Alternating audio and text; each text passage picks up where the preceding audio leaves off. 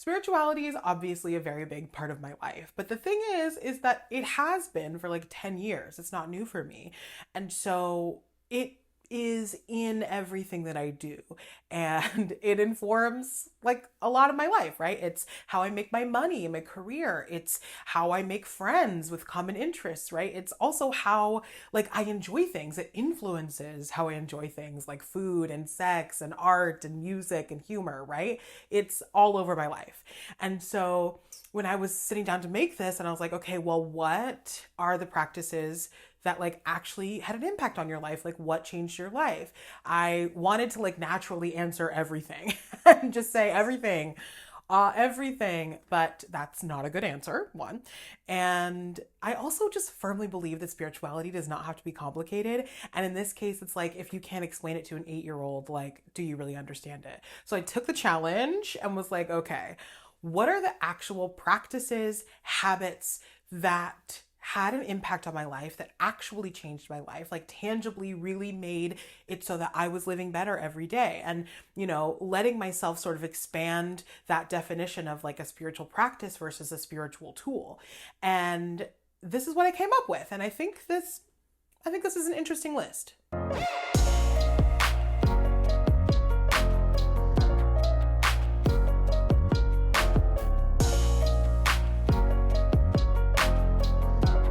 Hello and welcome back to It's Queer Magic. If you're new here, hi. Hello, I'm Kierbo, they, them. Nice to meet you. On this channel, we talk about queerness and magic and witchcraft and spirituality and liberation and anything that we want to. We have a silly good time being ourselves and trying to get wiser, love deeper, and just literally live better every single day. So if that's your bag, if you're interested, if you like what you see, stick around. We're happy to have you. Welcome home. Today we're talking about the spiritual habits, the practices that changed my life. And the first one was a surprise for me when I first encountered it. I was changed by altar building and maintenance. So when I first built my altar, which was actually one of the first things that I was drawn to about witchcraft because it just seemed nice, fun, and exciting and aesthetic. When I first built my altar, it not only made me feel like connected and spiritual, but it actually really was creatively fulfilling in a time in my life when I felt completely devoid of any kind of creative fulfillment or skill or ability. Like I spent my whole life in performing, even at a super young age, right? When I was a literal baby, I was doing beauty pageants. And then I went to a performing arts program at my high school. I went on to musical theater college, right? I thought this was going to be my whole life. And by the time I graduated that college, I was like really burnt out. And I didn't even understand like what that word meant. And I had not heard the word neurodivergent yet. I was just at the end of my rope. And so I panicked and I thought that I lost my skill and my talent, but more scarily, I thought I lost my like spark for life. And that was a horrifying experience. And I was just sort of accepting it. And I built my first altar, right? And I set down this space that I cleared out just for this purpose. I cleaned it and prepared it. The act of like arranging these items that meant something to me on this space that I prepared really lit me up, and I just didn't expect it to scratch that creative itch. And it really did and continued to fulfill me. And I will literally never forget like the first time that I stepped back and I stood in front of my Walmart like particle board black bookcase that I'd set my altar on top of and witnessed it and felt something. And I really felt something. Like I felt connected, I felt lit up, and I just felt alive. And that was revolutionary for me. But that's not what changed my life. What happened is that I felt amazing, right? And you'll never really replicate that high, that first time where you're like, magic is real. Oh, magic is real. It has like a special magic, the newness magic, the first time magic, right? That can't be replicated. But what happened was I set this altar up. It was beautiful. I loved it. And then I left it alone. And what happened is what always happens. It got dusty, it got crusty, it got musty, and it got cluttered. And I felt it. And I was like, that's sad. I must be bad at this. weird place to jump to, but it's where I jump to. And honestly, like, I don't remember whose video I was watching and who said this, but I remember watching a video on YouTube back in the day, like literally 10 years ago. And they were saying that the altar is like the physical manifestation of your internal landscape. And I was like, oh, click.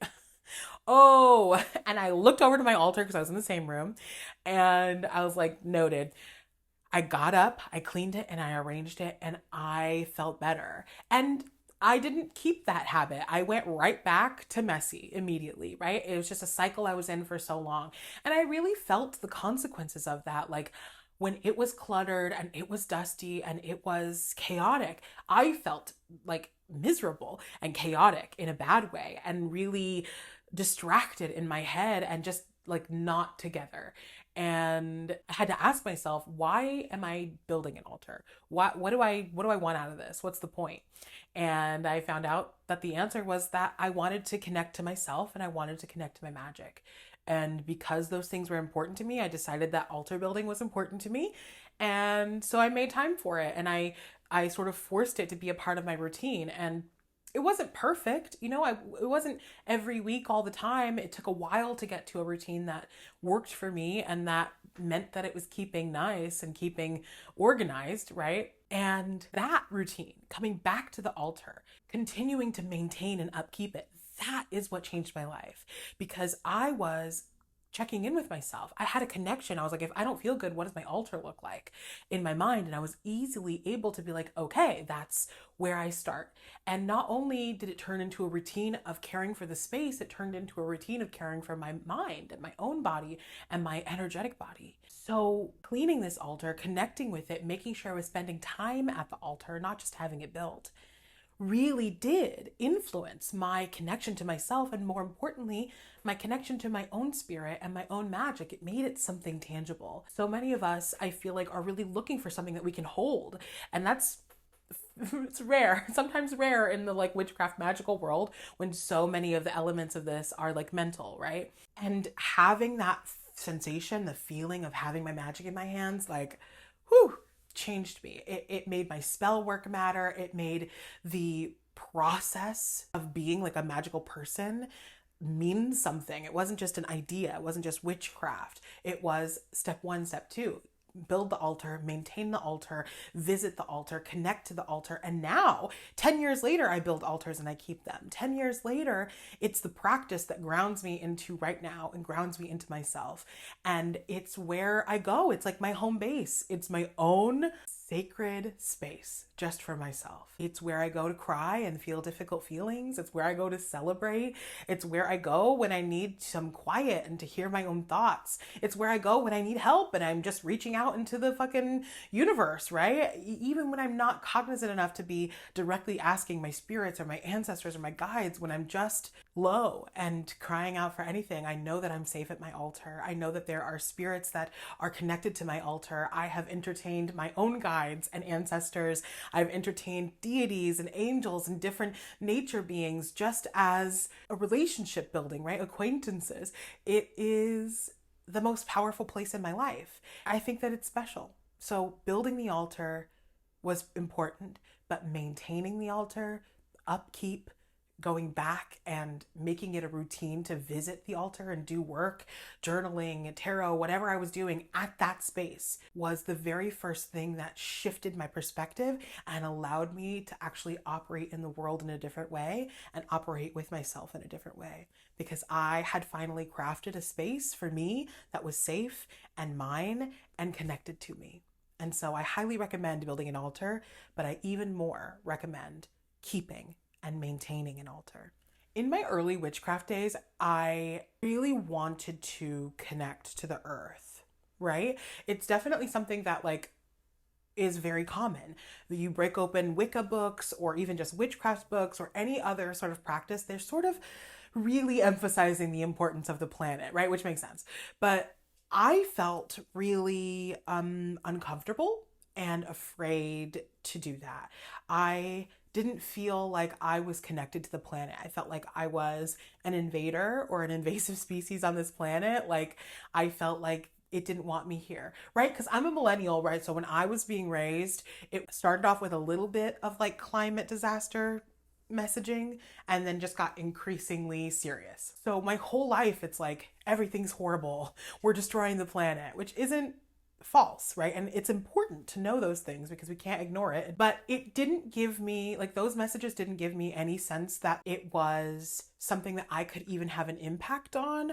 And it certainly did not empower me. And when it came to witchcraft and connecting to the earth, I felt like a bad witch, right? I wanted I wanted to be good. I just didn't feel like I was a part of it. I didn't understand it. And the messaging was so overwhelmingly negative and terrifying that I just felt like, don't look at that.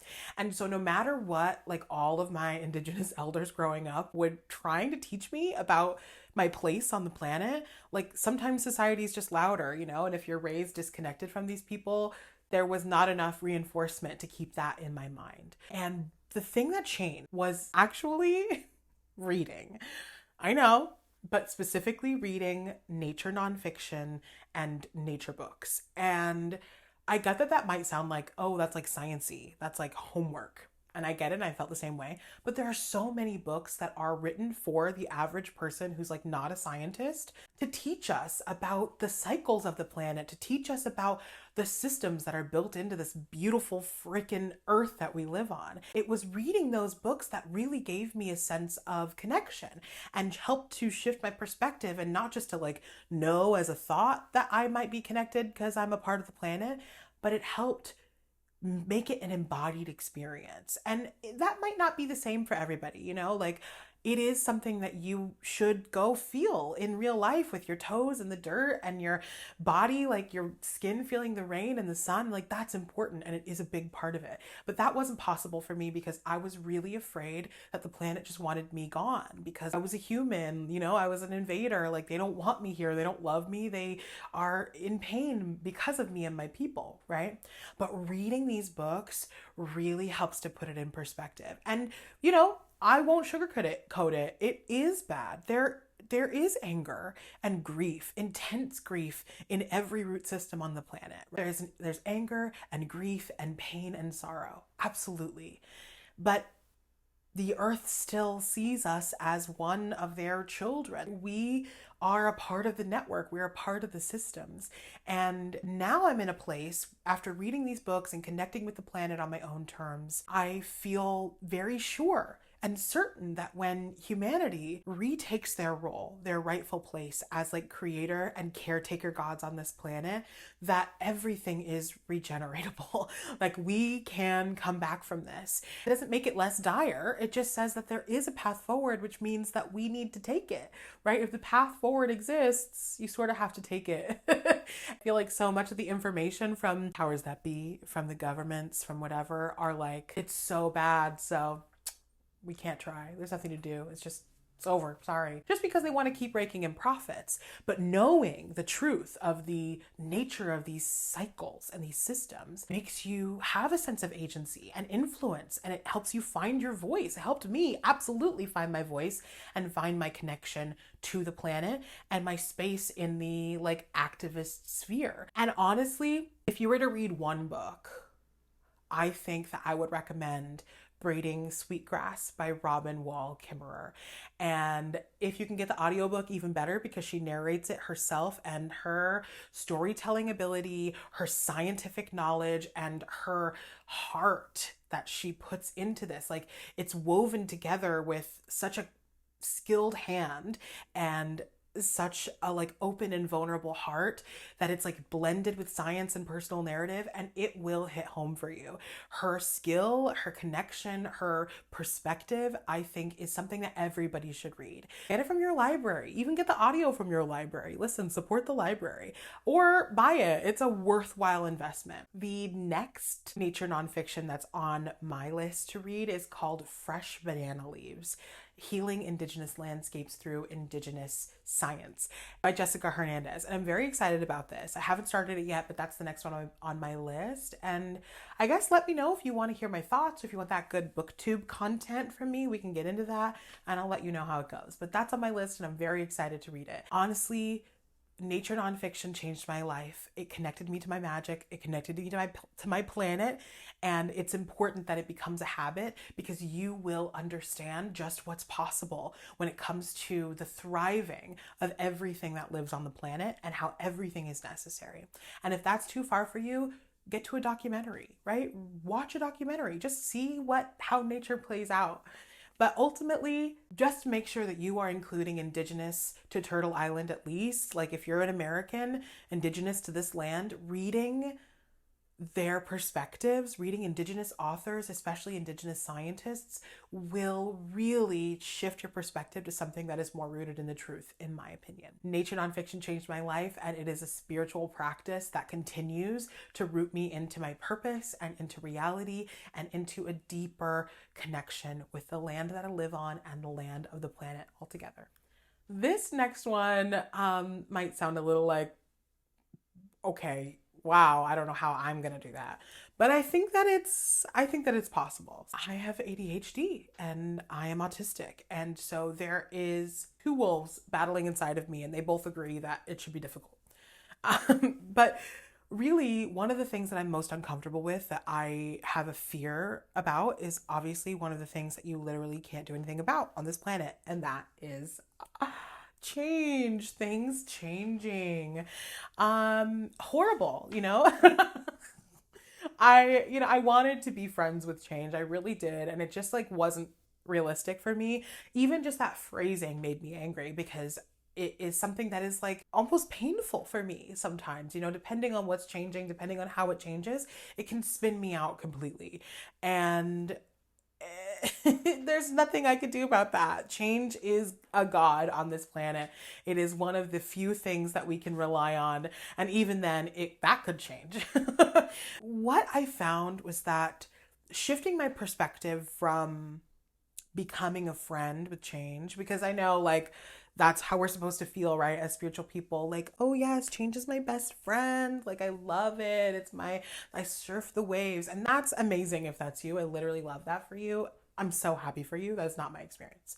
My experience has now become, instead of befriending change, I have shifted my perspective to surrendering to change, because it takes the demand away a little bit, where it's I have to learn to love this. I don't have to learn to love it. I just have to learn to go along with it. I have to learn to let it lead me, to let it hold me, and to let it guide me. And you may be thinking okay, that's not a spiritual practice, but you're wrong. You're wrong. No, you know what? The idea of hearing just surrender to change, that might not be a spiritual practice. But for me, surrendering to change is an active choice that I make every day. It's something that I have had to make a habit, to remind myself that my choices are rooted in surrendering to this change. And it means a lot of things, and it could mean a lot of things to you. To me, it means doing hard things, even though they are hard, right? Having difficult conversations that I know need to happen, or that are rooted in respect for everyone involved. Doing things that I am called to do, even though it feels like the opposite of the thing I want to do. It means trusting myself. It means, like I said, trying new things, but also trying to repeat the things I know that are good for me when they are feeling less accessible. Surrendering to change is letting it really be the habit and the routine that builds a structure around me that can hold me up when I'm feeling like I can't hold myself up. And if I can't hold myself up, change is going to be there.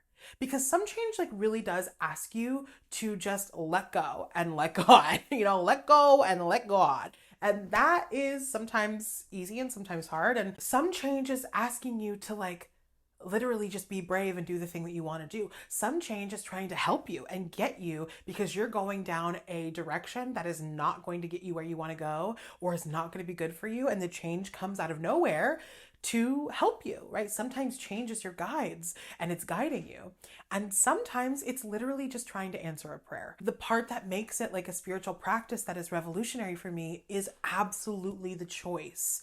It's not something I've just changed and I am someone who loves change. I actually just have to say, okay, I don't like this. okay, I'm coming up against an uncomfortable feeling. I don't enjoy this ending, or I don't enjoy the fact that this is temporary. And then I remind myself as often as I can that I have chosen a path of surrendering to change. And if that's who I'm going to be, that's who I say I am, I have to walk the talk. And so I do difficult stuff. And it's allowed me to grow so far beyond what I thought was possible for me, and so far beyond my comfort zone. Like, your comfort zone just expands, you know? And, you know, sometimes it doesn't expand and you're uncomfortable, but you've learned to do it even though you're uncomfortable. And that, to me, is freedom. That's real freedom. And honestly, what is spirituality for if it's not about freedom? Surrendering to change is difficult. It is. It's difficult. And that's why it's a routine. And maybe one day it'll come naturally to me and I won't think about it. And, you know, maybe one day it won't. Maybe it will always be something that I perpetually do. But honestly, if, as the saying goes, you are what you do, then I am guided by change, and I'll always be guided by change. And I've always been guided by change, whether it was consensual or not, whether it was, right, something I was aware of, conscious or not. I've always been. And if I've always been guided by change, and I'm here now, and there are so many things about my life that I enjoy, even though it's not perfect, I can continue to be at least on board. I don't have to be okay with it, but I can at least be on board with continuing to be guided by change. And knowing that change is so powerful and bigger than me, and there's no need to fight a losing battle, just surrender to the things that are. It allows me to be present. It allows me to really enjoy what's happening in front of me, because change is a guarantee. It may not always be here, or who knows what's coming next. So the suffering I'm experiencing now, there's no need for me to extend it into future forever and ever. This is just how it is, because I know that change will always be there. It may not get better, it may not get worse, but it will get different. And if I know that I can rely on that, I can plan for it, I can lean into it and try to make the best out of my life every single day. So while that may be a little bit of a broad topic, I still think that it's something that actually has had a tangible impact on my life. That intentional, habitual routine of surrendering to change helped me become who I am today, and I would not have done it differently. Okay, now we're getting into something that I think is like a little bit more of a tool that might be what you were even looking for when you clicked on this. I was really into witches as a kid, but more specifically, I was very much into psychics and diviners and seers. Even when I was really afraid of it, I was always very drawn to the idea, the archetype, the character of someone who could see into the future, into the other world, could see mystery, could make meaning out of mysteries. People talking about having visions, right? Secret messages from spirit, right? Being communicated with and using their tools to see things. And I was also really excited by the idea that that could mean that some of my experiences as a kid of like constant deja vu, or having very mundane dreams about everyday stuff that was a little bit different, and then having it almost always come true. I was really into the idea that that could mean something, you know? So when I started doing these like guided meditations and like shaman style journeyings, is what people would call them back then, I was really frustrated and angry because it didn't work for me. It wasn't easy. And because it was so disappointing when it came to like the kind of visions I was having, and people were talking about having these wild experiences with these guided meditations and stuff, and I just wasn't doing it. It wasn't happening for me, and that made it boring. And because it was boring, I was not getting anywhere, because I would not come back to it. Again, ADHD, there was no novelty, there was no stimuli, and it was impossible to stick to. And that was really, like I said, really frustrating, because it was one of the things I wanted. And there was a big part of me on the inside that felt drawn to that stuff, right? I knew it was an area that I was meant to be. And so it was wildly frustrating that I couldn't do it. What changed for me was letting myself not be good at those meditations and stop forcing myself to do them, because it wasn't getting me anywhere and it was just boring. Instead, I looked up smaller, shorter visualization practices, right? Tools, small techniques that I could practice easier to gain those skills. I looked them up online, I looked them up in witch books, and eventually started making my own where I would practice the muscle of visualization. Because that is the secret, that it isn't just some skill. Like, yes, people have it, just like some people can sing really well early on, and some people have to try really hard. Both of them have to practice either way. Both of them have to learn how to do it. Doing these little techniques, these little practices helped me to build that muscle so that when I finally returned to those longer guided meditations and spirit world journeying, that's when I was getting somewhere and I was having beautiful, inspiring, incredible visions and incredible experiences in these meditations that led to my clairvoyance coming into play, my clairsentience, my psychic ability, my ability to speak and interpret with spirits and interpret secret messages. And it's really when the tarot started making more tangible sense to me as a tool for divination, right? That's when it all came together. It wasn't just I woke up and was great at being a psychic. It took work. And, one of the practices I remember doing, I remember I would envision in my mind's eye with my eyes closed, I would see myself drawing a pentacle, right? And it would be in different materials, and I would go through the elements. So I'd start with fire and I would draw it in flames, right? And then I would hold it in my vision and see it there, not just a still image, but alive and burning, right? And the more detail I could hold, the better. And then I would undo that one and then redo it in vining plants and in water and in wind, right? So I would go through the elements and just try to see these pentacles and hold them there. And that practice really built up my muscle and allowed me to be communicated to through that skill set. And, some people might be like, that's your imagination. And I would say, yeah, it literally is. Yes, absolutely. That's the same muscle. That's the same screen. If your imagination is your internal TV screen, you can put things on that screen, and also so can other energies that have your consent to do so, right? You can communicate through that screen. So many, I would wager most clairvoyants aren't seeing things in space with their eyes. They're seeing it on their internal mind screen. And it is wild. It's a lot. It can be super intense. It can be the tiniest little whiff, but it's an incredible experience. And that, again, it requires practice. You have to keep trying. You have to keep going. You have to try these tools, these smaller little practice routines until you can finally get to the meditations that everyone talks about being so incredible that are an hour long. I think it's really unfair to expect yourself to go from not meditating at all to spirit world journeying for an hour and a half and communicating with the ancients, right? I think it's fine to start with exercising first. You might not be able to run a marathon until you train for it. And this is the same concept. And I see so many people giving up because a 40-minute meditation, they didn't see anything or they fell asleep. That's okay. One, you likely needed that sleep. Sorry. But also, it just takes practice. It's a muscle that needs to be conditioned. And that changed me.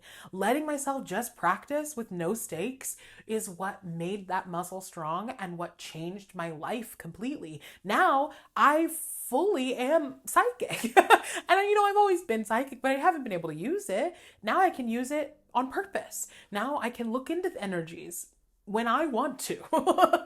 Now I work as a psychic. I work as a tarot reader. I have visions. I lead meditations. I lead them. Excuse me? I never would have thought I was doing that, but I am. And I am good at it. And I get so many beautiful messages during meditation because I allowed myself to get better at it. So if you are frustrated like I was and the meditations are long and hard and boring and so you can't repeat them, just try shorter practices, shorter techniques is the word I'm looking for, to practice your visualization. I think that you'll be surprised.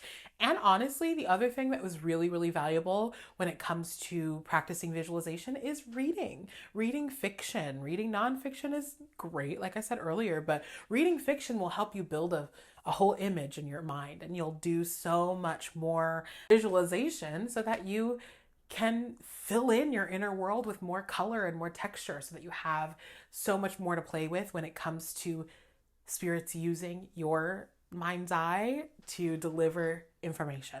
And it becomes an invaluable tool. Honestly, it's one of the best things that I've ever experienced, and I highly recommend every single human being get involved in visualization, in guided meditation, in spirit world journeying, if that's what you're called to do. You will be blown away with the insights that you get.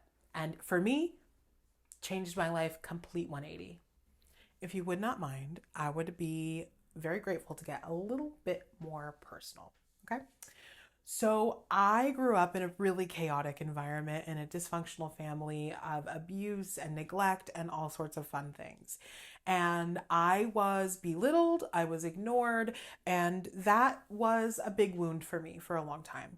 And like I said, like I am autistic, but I'm also, spiritually connected. I was a bright kid. And so I would see the adults in my life making choices that were just to me so obviously going to continue a cycle of pain and suffering, right? I was like, that's obviously the wrong move.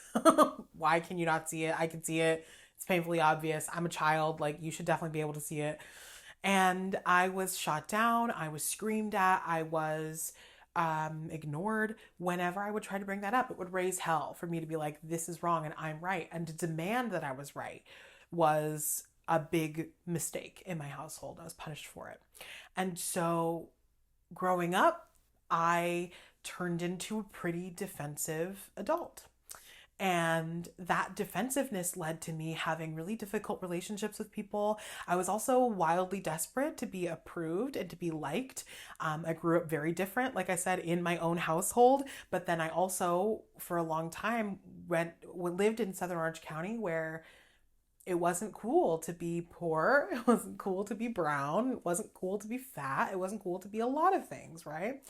And if you were different, you got sort of accepted only if you were exceptional. And I was like failing out of school, so I was not exceptional. I got a little bit of taste of like approval and good attention when I was performing, so I threw my whole body into that, right? And so I was desperate for attention. I was desperate to be liked, all under this umbrella of being really, really defensive. It got to a point where as an adult, like it was sort of hard to even be my friend. Like it was hard to have conversations with me because I was so afraid of being wrong. I was so afraid of being wrong that I thought that it would be the death of me. I thought that people would think less of me, and I was immediately put back into that place when I was a child and I was being ignored and I was going to suffer because of it, right? I was like, no, I have to prove them I'm right. And as you can imagine, that's like a really difficult personality trait to sort of get along with, right? And the other unexpected consequence of that upbringing was that I was really judgmental. There was a time, especially in my early days in college, when I was judgmental. It came absolutely from insecurity, from fear, from not wanting to be wrong, not wanting to be an outlier or ousted, right? I was cruel in some ways, in a lot of ways. And it was only egged on by the fact that I was also like funny. And that did not help, because I was like, oh yes, and that's how people are going to like me, and I'm funny. And that's not great, right? Because I will tell you right now, if you meet somebody that's judgmental, they are judgmental because they hate themselves. Because that judgment, they point on themselves with such a bright and ferocious energy that it is consuming everything. And so it has no other choice but to also spill out into everybody else around them. So being judgmental is harmful to yourself and to everyone around you. It is all wrapped up in this idea that there's some sort of perfection that can be achieved, which is not true and is a tenet of white supremacy, really. It says, perfection is expected. And if you're not perfect, you don't deserve care, love, basic needs, anything. And this was a hard lesson for me to learn, because I didn't recognize what was happening until I started my witchcraft journey and I got into shadow work, and I was like, cool, yes. I did try some self-investigation. I was asking myself, if this is true, then what? If that is true, then what? If this happens, then what, right? Going all through down the line of possibilities that my mind was connected to. And I realized that I really thought I was going to die if I was wrong, if I was less than perfect, if I didn't get the upper hand on judging people, that I was going to be really suffering. I was going to be abused and outcasted and thrown away. And learning that was eye-opening, but it didn't give me anything to do. So I also sort of flailed around with just like knowing that I was judgmental and considering myself just like a bad person, right? I was a bad person and there's nothing to be done about that. So I had the worst few years of my life after that. So the shadow work didn't just like fix everything, right? Although it's a very good tool and you should do it. What helped me was learning to make it a habit to release myself from the need to be right, to understand that I am not only allowed to be wrong, but that it is so valuable to be wrong, that sometimes you will never learn what you're wrong about or what is the right thing if you never speak the wrong idea, or if you never make a mistake, you'll never learn, right? That's not always the case, but obviously it was what I was going through all the time. And it's not just like, again, I feel like this is one of those things where you're like, that's not a spiritual tool. And I beg to differ. Like, you will not learn to know yourself if you've got all of these barriers of perfection, of not being willing to be made wrong, of not looking at yourself, right? And especially of not being able to change your mind. There is nothing so far away from being spiritually awake and active than being completely rigid and unable to explore other ideas. That does not help you grow or expand. It makes you freeze and crust over, and then you start to break down. And I thought of myself as open-minded. I thought of myself as like so open-minded and open-hearted. And I realized if that was who I wanted to be, then it was who I was somewhere on the inside. And I needed to find tools that would let that be my reality on the outside.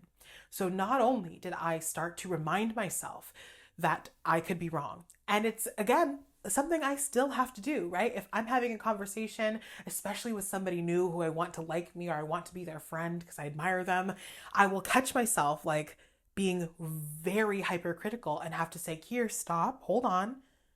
You do not have to be wrong. This you are perceiving as a threat, and it is likely not a threat.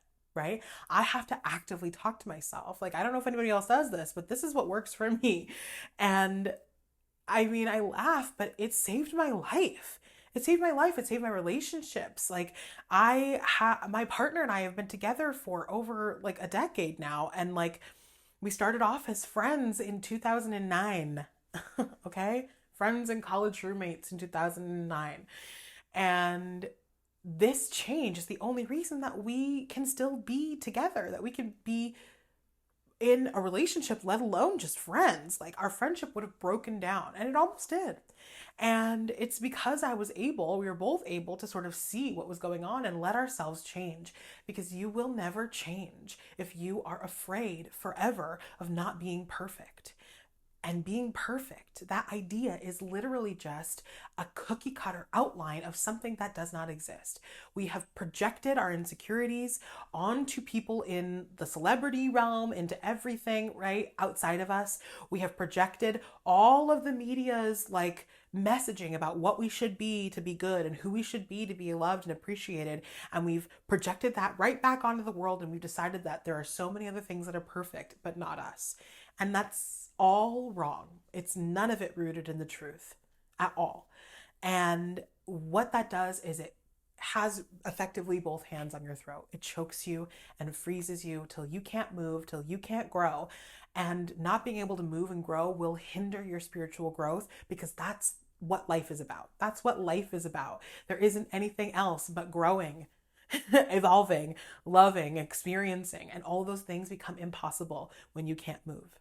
So making it a habit to allow myself to be wrong, to allow myself to change my mind when I learn new information, to hold that new information up to the cord of truth inside of me and deciding to embody what actually does feel true and what feels rooted in something that is like deeply honest for me and that is calling to me, right? That resonates. Letting myself be wrong, letting myself change my mind freed me. It's freeing me right now. Like, this video is not going to be perfect. I'm not going to say everything that I want to say in the way that I'd prefer to say it. And I'm still going to upload it. I'm still going to see it because every single day I practice doing as opposed to perfecting. Because if I focus on perfecting, I'll never do anything. I'll never live. I'll never experience the things I want to experience. If I forced myself to never be wrong and I forced myself to be perfect all the time, I would not be who I am today. I would not be in love with the people I'm in love with, and I would not have the career that I have. I would have never connected to the spirits that I've connected with because, every single person connects with the spirits differently. And if I just decided that the first tool that I read about in a book was the only way to do it, then I would have said, that's not me and I can't do it. And I would have moved on. And that would be very sad. Maybe it'd be fine. Maybe I'd be living well, but I wouldn't be living in the activated, fulfilling, and alive feeling that I'm living in every single day. So allow yourself, if that's something you run into, which I'm sure it is, because if you're in America especially, I know that there is a little perfectionist in your mind. There's a little judgmental bitch in your mind being like, ew, it's not cool. It's not cool. It's not cool. And as much as people pretend to like that about you, they don't. They don't. They can't trust you, and they know they can't trust you because you're judgmental. You're judgmental together, and there's no space for honesty. And I'm not like judging you, right? Like, there is a certain level of like judgmental venting that we do when we're kikiing, right? When we're chatting it out, when we're doing chisme, when we're friends. There's a certain level of that is venting, that is gossip for the sake of protecting the community, right? That is getting each other on each other's pages. And I don't think that that's bad, but I think that you know what I'm talking about if it's something that you do, if it's something that you default to, if you're known as the judgmental friend. If you're known as the judgmental friend, you likely have so many secret pains that you don't feel like you can share with anybody. And you can. And you can let yourself change, and you can let yourself grow. And it just has to be a habit. That's the secret, is that it has to be ritualized. It has to be something you commit to over and over and over again. And I commit to it every day, and I will continue to commit to it over and over and over again, because I know that that voice inside of me that is judgmental or that is hypercritical of myself is not just my Virgo rising, but is also that hurt little kid who says, nobody cares about me, nobody listens to me, nobody loves me.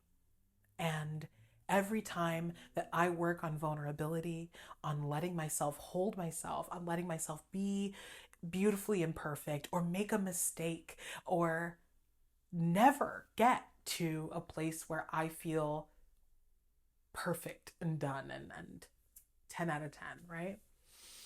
Every time I let myself be good and happy with who I am and all the mistakes that I make, I know that I'm actively pouring love all over that kid who just couldn't get enough. And if that is not a revolutionary spiritual practice, then I don't know what is. And I'm grateful that I figured that out. And I'm grateful that I learned those tools every fucking day, because that's why I am who I am. Thank you so much for listening to this. I hope that you found something that was inspiring or useful for you. And I hear you. I can hear you right now being like, Kier, totally love that. But what about like the actual witchy spiritual things? Like, you talk about visualization, but we want more. I get it. And you know what? It's coming. I built this and I was like, I don't want to ignore these tools or these practices because they're not spiritual tools, because I think they're really valuable. So I'm just going to make another video that has strictly tools that are like magical, witchy, or spiritual, actual tools that fit under that umbrella really neatly. That could be tools that you could use to change your life, because they were tools that I used to change mine.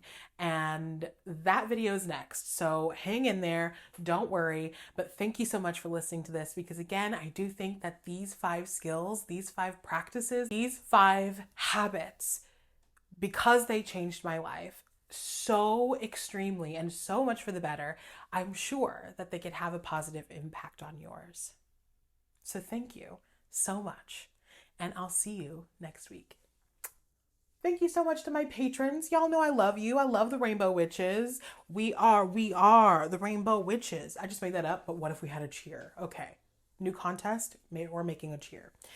Anyways, if you want to be a part of the Patreon, if you want to hang out with us, we do tarot studies and meditations. There's a bunch of free support in the Discord group. There's a bunch of free resources that are always there every single month. We even do giveaways. It's literally so fun. If you want to be a part of it, you know where to click. The links live in the link box down there. So join us if you're interested.